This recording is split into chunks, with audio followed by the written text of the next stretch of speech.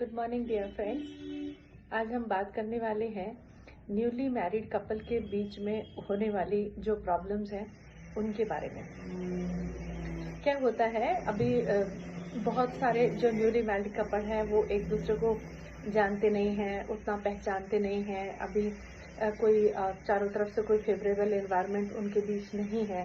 सो बहुत सारे केसेस में ऐसा होता है, they are not so comfortable with each other. क्या होता है जो फीमेल पार्टनर है, क्योंकि वो अपने उतने कंफर्टेबल एनवायरनमेंट में नहीं है, because they are new to that house. जो अब मेल पार्टनर है वो तो क्योंकि अपने घर में होते हैं तो वो थोड़ा सा ज़्यादा कंफर्टेबल होते हैं। क्या होता है जब उनके सेक्सुअली एक्टिव होने की बारी आती है, तो कई बार क्या होता है कि वी नो, हमें पता होता है कि हमारे अंदर क्या कमी है। जैसे जो मेल पार्टनर्स हैं उनके अंदर इरेक्टाइल डिसफंक्शंस भी हो सकते हैं, उनके प्रीमैच्योर इजैकुलेशंस भी हो सकती हैं, उनकी इरेक्शन की प्रॉब्लम्स भी हो सकती हैं, उन्हें सेक्सुअल डिजायर की कमी भी हो सकती है, और बहुत सारे ऐसे फैक्टर्स हैं जो उन्हें पता होते हैं और वो मतलब अपने पार्टनर से उन सब चीज़ों को छुपाना चाहते हैं। लेकिन ये ऐसी चीजें नहीं है कि जो छुप जाएंगी। वो आप कितना भी टाइम पास कर लीजिए और कितना भी उस सिचुएशंस को अवॉइड कर लीजिए, धीरे धीरे धीरे धीरे धीरे ना चाहते हुए भी वो आपकी कमियां उजागर होनी शुरू हो जाएंगी। फीमेल पार्टनर की जहां तक बात है, कईयों को वेजाइनल ड्राइनेस होती है, कईयों को लैक ऑफ सेक्सुअल डिजायर होती है, शायद वो सामने से पार्टनर से उतनी इंटीमेसी या उनसे अफेक्शन उतना नहीं होता है तो वो उतने कंफर्टेबल नहीं होते हैं। लेकिन वो भी शायद अपनी प्रॉब्लम उनके साथ शेयर अभी करना नहीं चाहते हैं, या उतना फेवरेबल एनवायरनमेंट नहीं है। वो भी टाइम धीरे धीरे धीरे धीरे बीतता चला जाता है और धीरे धीरे धीरे धीरे वो प्रॉब्लम्स जो है वो सामने आनी शुरू हो सकती है। बिल्कुल जब 5, 7, 10 महीने यही सब चलते हुए हो जाता है, सो अब क्या होता है, अब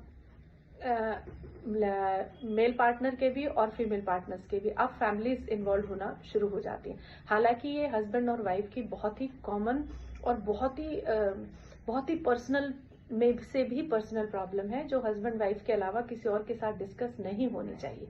लेकिन हम अपनी कमियों को छुपाने के लिए अपने पेरेंट्स को बताते हैं, पेरेंट्स अपने रिलेटिव्स को बताते हैं, फिर वो अपने रिलेटिव्स को बताते हैं, तो जो जिसके सगे होते हैं, बहुत बहुत क्लोज होते हैं, वो बातें उन तक पहुंचनी शुरू हो जाती हैं। आप इस बात को मान करके चलिए कि जो प्रॉब्लम आपकी इतनी पर्सनल है, अगर आप उसे पूरे परिवार में, पूरे रिलेटिव्स में और पूरे उसमें बखान करना चाह रहे हैं और अपनी प्रॉब्लम को छुपाते हुए अपने पार्टनर के ऊपर वो ब्लेम डालना चाहते हैं, यकीन मानिए कि आपके रिश्ते टूटने की कगार पर है। सो बीइंग, और फिर धीरे धीरे करके मेल पार्टनर्स भी डॉक्टर्स के पास पहुंचते हैं और फीमेल पार्टनर्स भी डॉक्टर्स के पास पहुंचते हैं, क्योंकि अब ये कलह उनके घर में एक विराट रूप लेना शुरू कर देती है। सो मैं सभी यंग एडल्ट्स को और जो मैरिड कपल हैं उनको यही कहना चाहूंगी, और बार बार हम पेशेंट्स को रिक्वेस्ट करते हैं, जो भी आपकी प्रॉब्लम है, यू नो बेटर, आपसे बेटर कोई नहीं जानता, इवन आपका पार्टनर भी नहीं जानता। जो भी आपकी प्रॉब्लम है, पहले आप जानते हैं कि मेरे अंदर ये कमी है, बजाय उसका दोषारोपण अपने पार्टनर के ऊपर करने के आप अपना इलाज कराएं, आप डॉक्टर्स के पास जाएं, अपनी काउंसलिंग कराएं, अपना प्रॉपर ट्रीटमेंट कराएं, और जब आपकी प्रॉब्लम का सॉल्यूशन हो जाए उसी के बाद आप लोग शादी करने की तैयारी करें। हम क्या करते हैं, शादियां पहले कर लेते हैं, अपनी कमियों को छुपाते छुपाते हम यहाँ तक आ जाते हैं कि फिर शादियां टूटने के कगार पर आ जाती हैं। फीमेल पार्टनर्स को भी चाहिए कि उन्हें अपनी काउंसलिंग करानी चाहिए, उन्हें अपने अंदर जो कमी है उनका पता होना चाहिए, और अगर कोई प्रॉब्लम आपके अंदर है भी, डिजायर से लेकर के है, या कॉन्फिडेंस को लेकर के है, या एंजाइटी रिलेटेड इश्यूज हैं, सेक्सुअली एक्टिव होने के, तो उन सब चीज टॉपिक्स पर अपने डॉक्टर्स के साथ बात कीजिए, अपनी काउंसलिंग कराइए, मेंटली प्रिपेयर होइए इस बात के लिए कि हमें आगे आने वाली मैरिड लाइफ में किस किस तरह के इश्यूज आ सकते हैं। तो बजाय दोषारोपण करने के अपनी शादियों को बचाइए, डॉक्टर्स के पास आइए, अपनी काउंसलिंग कराइए और अपने प्रॉपर ट्रीटमेंट कराइए।